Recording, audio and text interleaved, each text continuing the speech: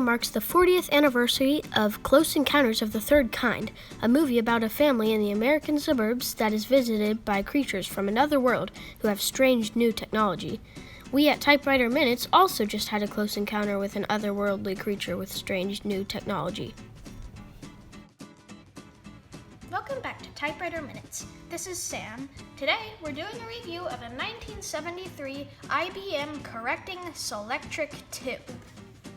This is Eli. Before we begin the review, we're going to show you how this typewriter compares in size to some other models. Here's a 1966 or so Hermes 3000.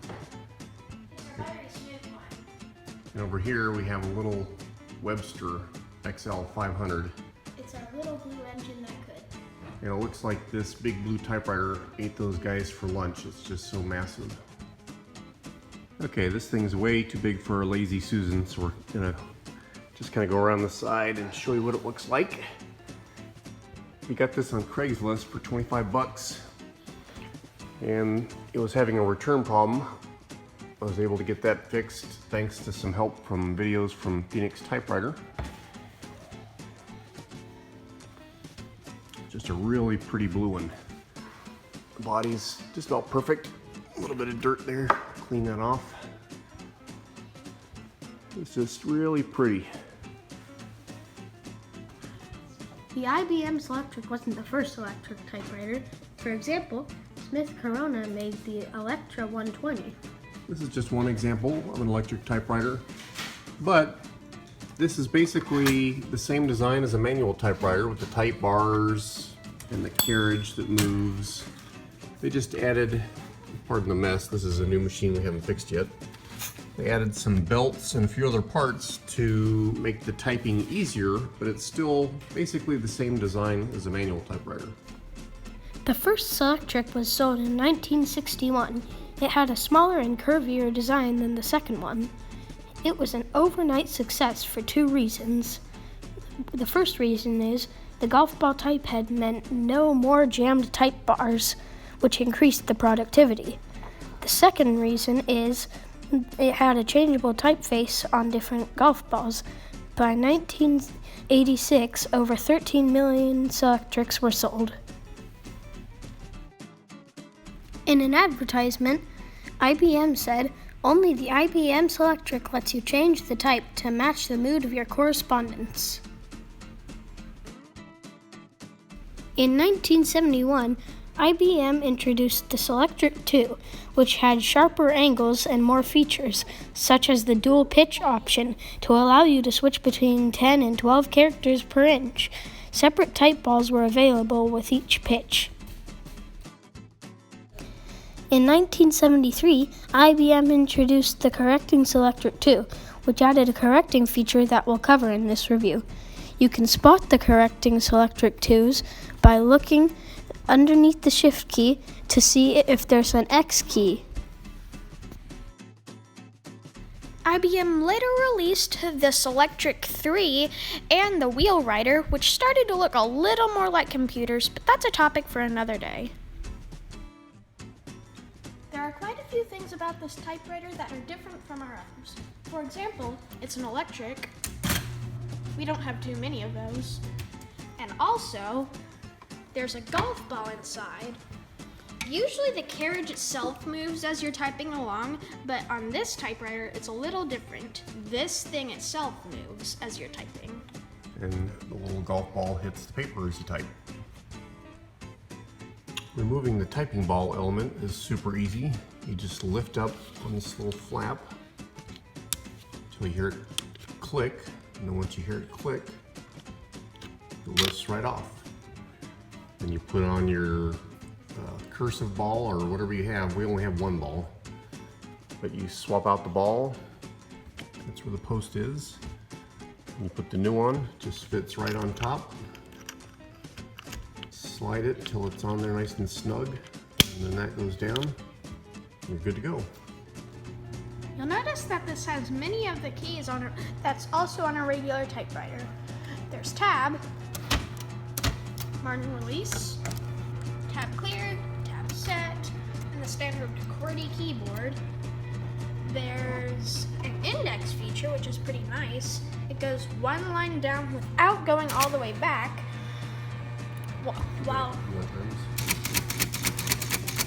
if you hit the return, it goes all the way back there. Okay, what do we have here? What's the red thing? It's the type point indicator. So as you're typing, and the ball's typing, you can see where you are as you approach the margin. We'll explain these two different scales in a few minutes. To change the margin settings, you just slide these little silver levers left and right for the left margin and the right margin. Here's another unique key, the express key. If you're on the right side of the page and you want to go all the way to the left, while you don't want to hit the return button and go down one line, you're going to want to take the express back to the beginning of the page by hitting the express key. If you'd hit return, it would have gone down one line. So express allows you to stay on the same line and quickly go to the left. Some other notes about the keyboard. There are two keys that have multiple characters on them, right there and there. And which characters you're able to print depends on which ball you have. Some of the balls, for example, have a 1 and an exclamation mark. Some of them have the other characters, so you just have to get different balls. There are 6 typomatic keys that repeat when you push them. Spacebar, backspace, return, index, correction key, and then the underline and hyphen key repeat so you can make lines. And then finally, the most important thing about the keyboard, look where the apostrophe is. This drives me bananas on manual typewriters having the apostrophe above the 8. I just can't get used to it. And there it is, where it belongs. Let's go over some features. There's the paper bale, the eraser table. If you hear a rattling noise on the video, it's because this thing is vibrating. I gotta figure out a way to quiet that down. This is the ratchet release, which helps you go to a specific spot on the page. So if you don't want the clicks, just flip that and it's nice and smooth. This is the line spacing. And this Single and double space. And this is the paper release. And that's our helper in the background. IBM has something that's a lot like the page gauge on a Smith Corona. My assistant will show you how it works. So on the inside of the right platen knob, there's a little wheel that turns. It's got numbers on it. 3, 4, pardon me, some other numbers. And the instruction manual gives you a scale depending on how long the paper is that you're typing. You select a different number. So if you're working on paper that's 11 inches long, a standard 8.5 by 11, what you do is you feed the paper in, line up the top of the paper with the top of the eraser table, and then if it's 11 inches long paper, you put this on 0. There's a little line here over the top, and you line up the 0 next to that. And now, when you get towards the bottom of the paper, when there's 4 inches or less, this will tell you how much left you have to go. So you have 3 inches left, 2 inches left. Zoom in there on the top. 1 inch left, and then, 0. Paper's done. We're going to show you how to center the paper. So this thingamajiggy that I've been calling the eraser table is actually called the copy guide, and it has a paper centering scale on it. And you'll notice there's a 0 on it. That lines up with this little dot right there in the middle of the front scale. So that's the middle of the carriage there, the middle of the carriage there. And what you do, if you have standard 8.5 by 11 paper, you move the little paper guide to the outer edge. It's already marked, the outer edge right there. Now when you put the paper in,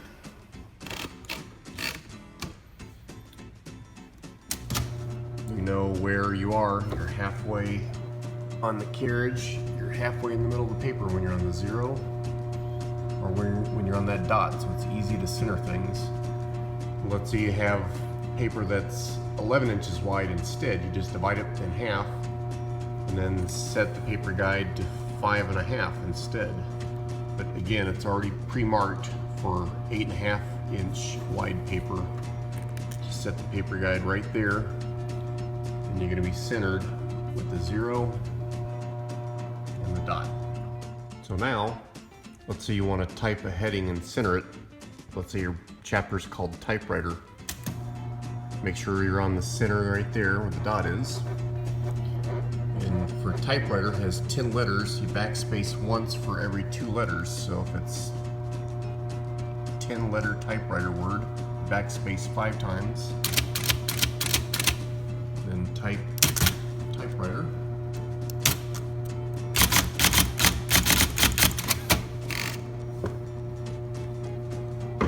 Centered on the page. Now let's look at the left side of the typewriter. So we have a couple things. This little scale here from A to F, we always keep on A. Sorry, A to E. We always keep it on A for a single piece of paper. If you were doing multiple copies or something, you would put it on E, but it always stays on A now. This is a little half space lever. You'll see when I pull this lever, the ball and this little cartridge moves a half a space, and I'll show you what you can do with that. So if you're typing, there's that rattlesnake. If you type E, and you want to go back and squeeze an H in there, what you do is you backspace over the E. I'll pull that half space lever and type an H. Now you can see you have a squished the, so I don't know how often you'll use that, especially with the Correcting Selectric, but that's one feature, is the half space feature. Here's the platen knob. So on the platen knob, if you push it in, it also releases the clicks from the ratcheting. So same thing as this lever over here that we showed you. If you use the lever, it remembers where your click position was, but when you push this, you'll lose it. Kind of the same thing as on a manual typewriter. Finally, this was a feature that first appeared on the Selectric II. This is the pitch control. It changes from 10 characters per inch to 12 characters per inch. If you look on the type ball, get the flashlight, if you zoom in, you'll see there's a number 12 on the top of the ball. So this ball was designed to be a 12 pitch golf ball for 12 pitch typing. You can get different balls that have a 10 or a 12 on it, and that changes it from 10 characters per inch to 12 characters per inch, and I'll show you how it works. Even though this ball was designed for a 12, you can also put it on 10. So if we start, and I'll type, it's on 12 characters per inch right now.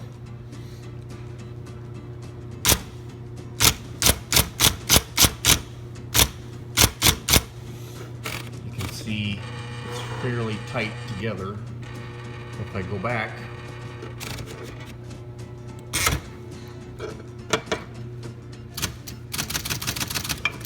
start in the same position, and I put it on 10 characters per inch.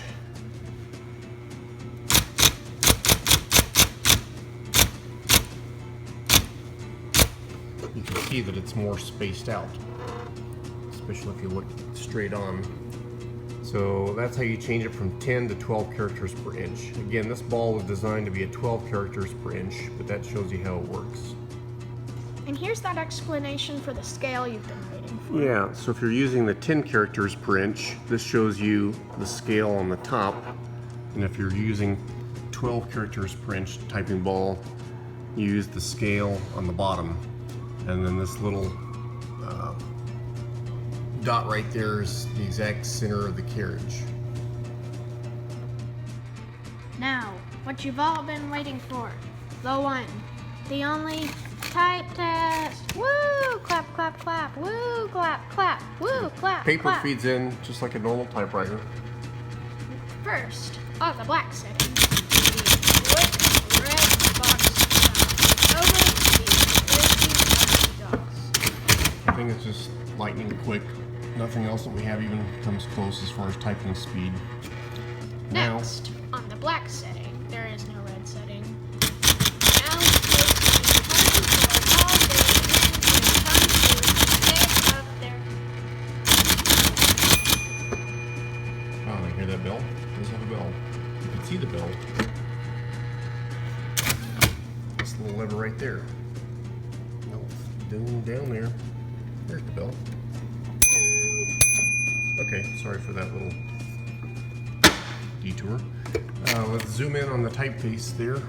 It's super crisp. It's about as good as you can get on a typewriter. And now we're going to show you what happens if you make a typo. Now we're going to show you what happens when you make a typo and how to fix it. So if you're typing and you want to type you accidentally type THQ,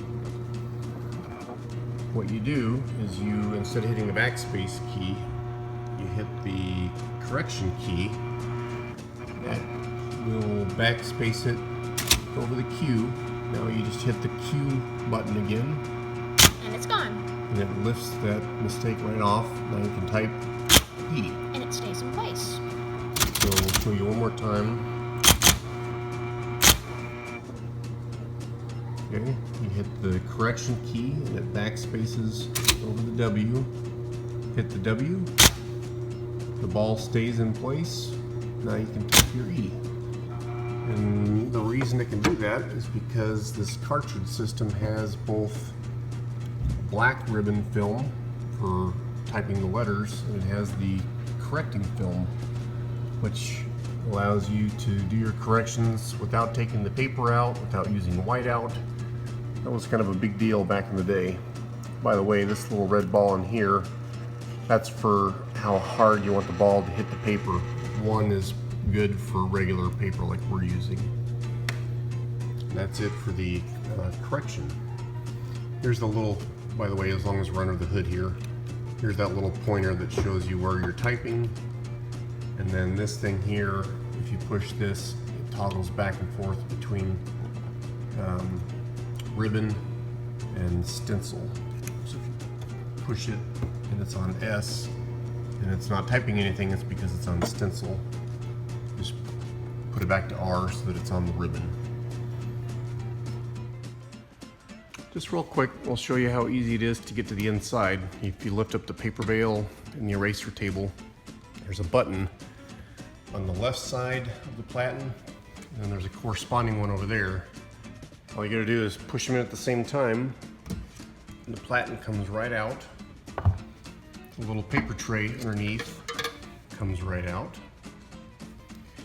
And then if you look, it's starting to get dark, but inside the machine there's a lever right there, and then there's one on the other side just like it. All you do, pull that lever towards the front and you'll hear a loud pop.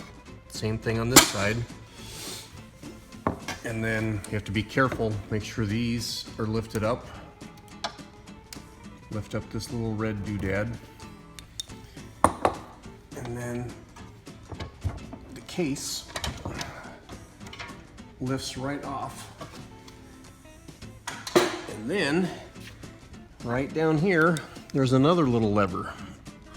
All you gotta do is pull that one forward, and then the entire machine lifts up out of the case.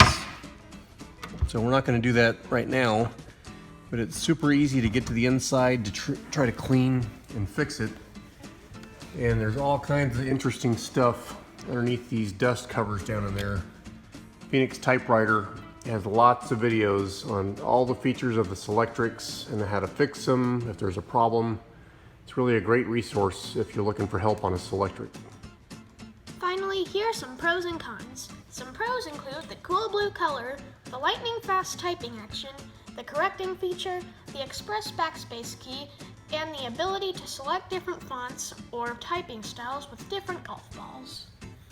The only cons that we could think of is the size. The thing is just so big.